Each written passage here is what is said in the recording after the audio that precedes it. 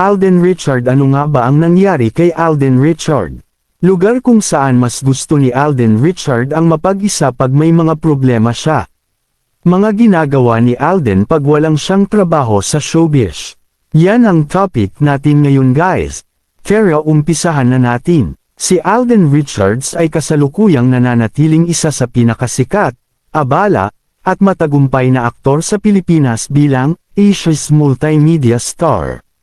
Patuloy siyang pinagkakatiwalaan sa mga malalaking proyekto, kabilang ang kanyang mga serye at pelikula. Narito ang mga detalye tungkol sa kanyang buhay, kung saan niya pinipiling mapag-isa, at ang kanyang mga ginagawa kapag walang trabaho sa showbiz. Ano ang nangyari kay Alden Richards ngayon? Karera sa showbiz, patuloy ang kanyang pamamayagpag sa industriya. Tampok siya sa mga bagong serye tulong ng View original na Love, Siargao, kasama si Nadine Lustre. Nananatili rin siyang aktibo sa pagdidirect, pag-ho-host, at paggawa ng mga proyekto. Si Alden Richards ay kasalukuyang nasa rurok pa rin ng kanyang karera ngayong 2026, kung saan opisyal na siyang tinaguriang isa sa mga pinakaabalang aktor at producer sa bansa.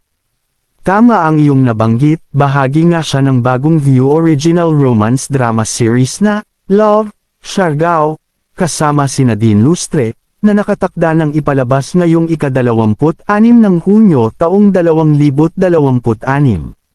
Bukod sa proyektong ito, narito ang iba pang malalaking kaganapan sa karera at buhay ni Alden ngayon. Isa. Mga bagong proyekto sa telebisyon at streaming. Love, Siargao, View. Ito ang kauna-unahang pagkakataon na magsasama sa isang serye sina Alden at Nadine Lustre. Dito ay gaganap si Alden bilang si Jao, isang lalaking naghahanap ng kasagutan sa kanyang mga emosyonal na sugat sa nakaraan. Makakasama rin nila ang Korean stars na sina Kim Jisoo at Choi Bo-min, Code Gray, GMA Network. Nagbabalik si Alden sa primetime sa pamamagitan ng isang medical drama kung saan unang pagkakataon sa kanyang karera nagaganap siya bilang isang doktor. Stars on the Floor, Season 2, aktibo rin siya ngayon sa pag-ho-host para sa ikalawang season ng sikat na dance reality competition na ito ng GMA.2. Pagpasok sa international cinema at Hollywood Big Tiger, noong huling bahagi ng nakaraang taon, inanunsyo ni Alden ang kanyang pagbida at pagiging co-producer sa isang Hollywood action film. Ang kanyang sariling kumpanya, ang Myriad Corporation, ay nakipagtulungan sa mga kilalang film at equipment studios mula sa Los Angeles, tulad ng Los Angeles Studios. Makakasama niya rito ang mga foreign actors na sina Byron Mann at Catherine McNamara.3. Pagdiriwang ng ika-15 anibersaryo sa showbiz, patuloy ang kanyang pasasalamat sa mga tagahanga sa kanyang 15 taon sa industriya sa pamamagitan ng kanyang espesyal na fan-meeting project na pinamagatang Moving Forward. Personal na buhay, sa mga panayam, diretsahan niyang inamin na ang isa sa mga pinakamalaking kinatatakutan niya ngayon sa buhay ay ang tumandang mag-isa. Kaya naman isinasantabi na rin niya ang oras para sa kanyang sarili at naghahanda na para sa posibleng pag-settle down sa hinaharap. Ang naging pagtatapat na ito ni Alden Richards sa kanyang interview noong Disyembre taong 2025 para sa GMA Integrated News ay nagmarka talaga sa kanyang mga tagahanga. Ipinapakita nito ang kanyang mas matandang pananaw sa buhay habang ipinagdidiriwang ang kanyang ika-15 anibersaryo sa showbiz. Narito ang ilan pang mahahalagang detalye sa likod ng kanyang pahayag tungkol sa pag-settle down at pag-aalaga sa sarili, ang dahilan sa likod ng kanyang takot-labis na pagiging selfless. Sa parehong panayam, inamin ni Alden na kaya dumarating sa kanya ang ganitong takot ay dahil sa kanyang pagiging selfless. Mula nang pumasok siya sa showbiz, palagi niyang inuuna ang kapakanan, pangangailangan, at kinabukasan ng kanyang pamilya bago ang sarili. Ngayon lang siya dumating sa akin, ayon kay Alden, dahil sa abalang schedule ay madalas niyang makalimutan ang kanyang personal na buhay. Ngayong nasa edad 34 na siya, 33 noong huling bahagi ng 2025, nararamdaman na niya ang pressure ng pagtanda at ang pagnanais na magkaroon ng katuwang sa buhay. Paano siya naghahanda sa pag-settle down? pagbabalanse ng oras upang hindi magkatotoo ang kanyang takot. Mas pinipili na ngayon ni Alden na maglaan ng oras para sa kanyang emosyonal at pisikal na kalusugan.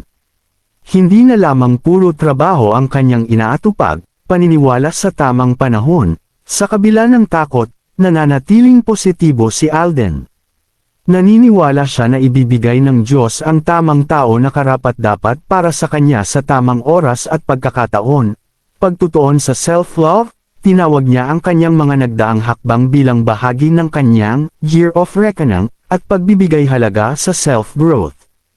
Ang kanyang paglahok sa mga mabibigat na physical activities tulad ng triathlon ay bahagi rin ng kanyang paghahanda upang maging malakas at malusog kapag dumating na ang panahon na magkapamilya siya.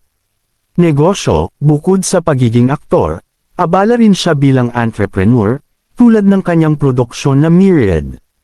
Bagamat nakaranas ng matitinding pagkalugi sa ilang nakaraang negosyo o restaurant noong panahon ng pandemya, ginamit niya itong leksyon para maging mas matalino sa pagpapatakbo ng kanyang mga bagong ventures.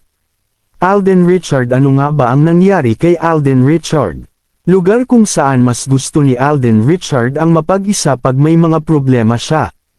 Mga ginagawa ni Alden pag walang siyang trabaho sa showbiz. Si Alden Richards ay kasalukuyang nananatiling isa sa pinakasikat, abala, at matagumpay na aktor sa Pilipinas bilang Asia's multimedia star. Patuloy siyang pinagkakatiwalaan sa mga malalaking proyekto, kabilang ang kanyang mga serye at pelikula. Narito ang mga detalye tungkol sa kanyang buhay, kung saan niya pinipiling mapag-isa, at ang kanyang mga ginagawa kapag walang trabaho sa showbiz. Ano ang nangyari kay Alden Richards ngayon? Karera sa showbiz, patuloy ang kanyang pamamayagpag sa industriya. Tampok siya sa mga bagong serye tulong ng View original na Love, Siargao, kasama si Nadine Lustre. Nananatili rin siyang aktibo sa pagdidirect, pag-ho-host, at paggawa ng mga proyekto.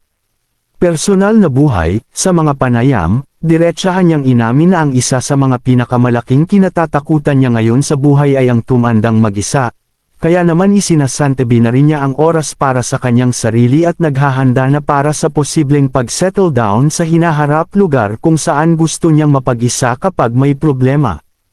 Kapag nakararanas ng matinding stress o problema, mas pinipili ni Alden ang manatili sa loob ng kanyang sariling kwarto o sa kanyang tahanan. Kilala si Alden sa pagiging pamilyado at pribadong tao pagdating sa kanyang personal na espasyo.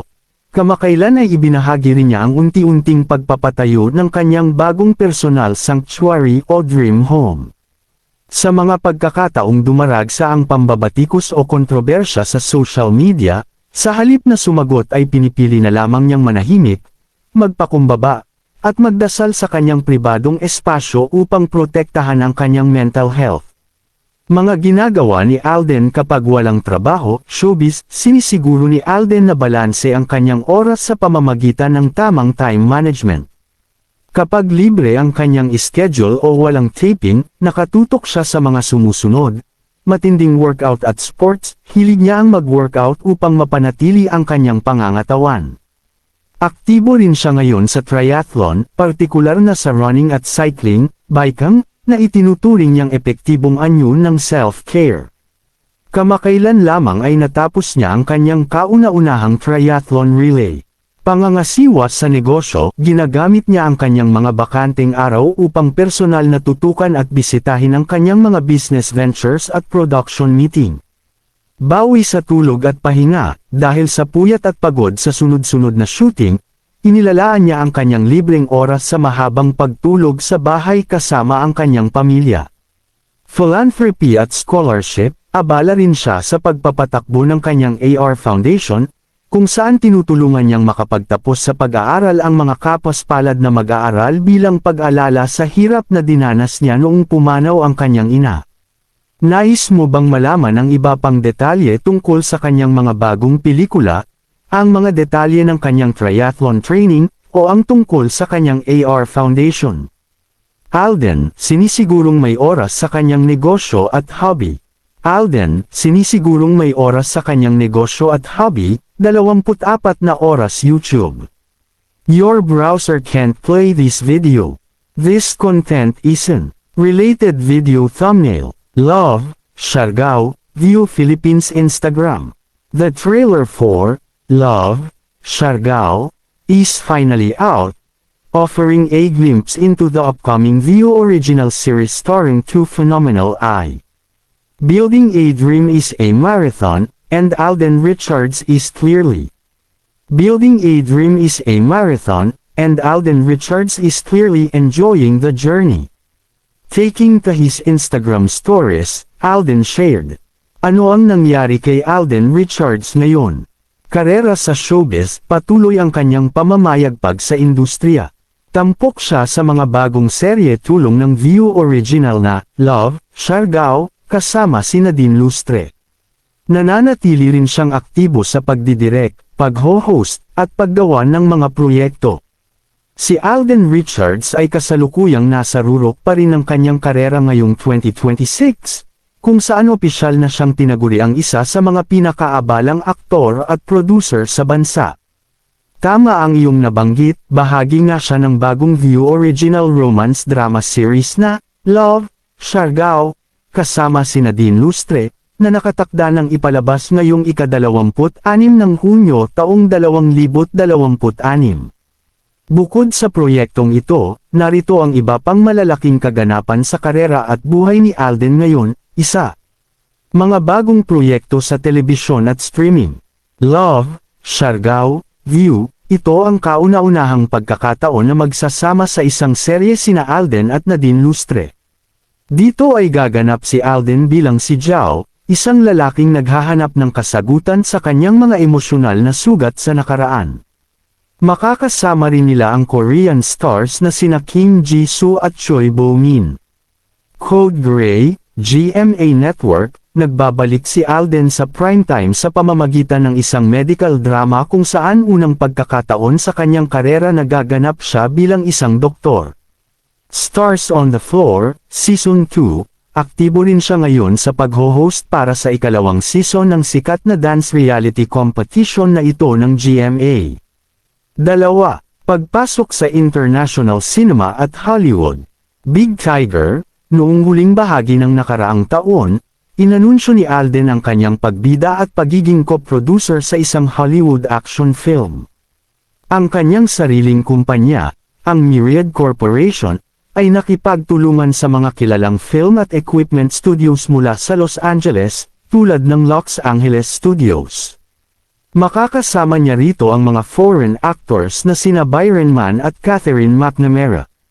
3. Pagdiriwang ng ika-15 anibersaryo sa showbiz. Patuloy ang kanyang pasasalamat sa mga tagahanga sa kanyang 15 taon sa industriya sa pamamagitan ng kanyang espesyal na fan meeting project na pinamagatang Moving Forward. Nais mo bang malaman ang higit pang detalye tungkol sa kwento ng Love, Siargao, o interesado ka ba sa mga detalye ng kanyang paparating na Hollywood film na Big Tiger? 3 Days Until Magic and Curse. Catch Love, Siargao starting June. Heart #Love Siargao trailer. They came to Siargao for different reasons. But the island had other plans. Love, Siargao, a new View or Instagram full cast revealed for Nadine Lustre, Alden Richards, Love. Published April 28, 2026, 8:26 p.m. PHT. Manila View revealed Tuesday the full cast for its upcoming original series, Love, ABS-CBN a little sneak peek before tomorrow. Behind the scenes with Alden x Nadine in 2026. Alden Richards and Nadine Lustre are teaming up for their biggest upcoming series yet. The Siargao Magic G. Facebook show all personal na buhay, sa mga panayam, diretsahan niyang inamin na ang isa sa mga pinakamalaking kinatatakutan niya ngayon sa buhay ay ang tumandang mag-isa, kaya naman isinasantabi na rin niya ang oras para sa kanyang sarili at naghahanda na para sa posibleng pag-settle down sa hinaharap. Ang naging pagtatapat na ito ni Alden Richards sa kanyang interview noong Disyembre taong 2025 para sa GMA Integrated News ay nagmarka talaga sa kanyang mga tagahanga. Ipinapakita nito ang kanyang mas matandang pananaw sa buhay habang ipinagdidiriwang ang kanyang ika-15 anibersaryo sa showbiz. Narito ang ilan pang mahahalagang detalye sa likod ng kanyang pahayag tungkol sa pag-settle down at pag-aalaga sa sarili. Ang dahilan sa likod ng kanyang takot. Labis na pagiging selfless, sa parehong panayam, inamin ni Alden na kaya dumarating sa kanya ang ganitong takot ay dahil sa kanyang pagiging selfless. Mula nang pumasok siya sa showbiz, palagi niyang inuuna ang kapakanan, pangangailangan, at kinabukasan ng kanyang pamilya bago ang sarili. Ngayon lang siya dumating sa akin, ayon kay Alden, dahil sa abalang schedule ay madalas niyang makalimutan ang kanyang personal na buhay. Ngayong nasa edad 34 na siya, 33 noong huling bahagi ng 2025, nararamdaman na niya ang pressure ng pagtanda at ang pagnanais na magkaroon ng katuwang sa buhay. Paano siya naghahanda sa pag-settle down? Pagbabalanse ng oras, upang hindi magkatotoo ang kanyang takot, mas pinipili na ngayon ni Alden na maglaan ng oras para sa kanyang emosyonal at pisikal na kalusugan. Hindi na lamang puro trabaho ang kanyang inaatupag. Paniniwala sa tamang panahon, sa kabila ng takot, nananatiling positibo si Alden. Naniniwala siya na ibibigay ng Diyos ang tamang tao na karapat-dapat para sa kanya sa tamang oras at pagkakataon. Pagtutuon sa self-love, tinawag niya ang kanyang mga nagdaang hakbang bilang bahagi ng kanyang Year of Reckoning at pagbibigay halaga sa self-growth. Ang kanyang paglahok sa mga mabibigat na physical activities tulad ng triathlon ay bahagi rin ng kanyang paghahanda upang maging malakas at malusog kapag dumating na ang panahon na magkapamilya siya. Alden Richards, inilahad ang kanyang greatest fear sa buhay. Inilahad ng kapuso aktor na si Alden Richards na ang tumandang mag-isa ang pinakakinatatakutan niyang mangyari sa kanyang buhay.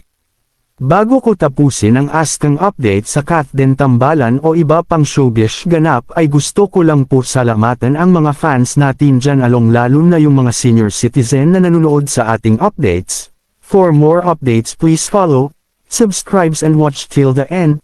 Maraming salamat at God bless po.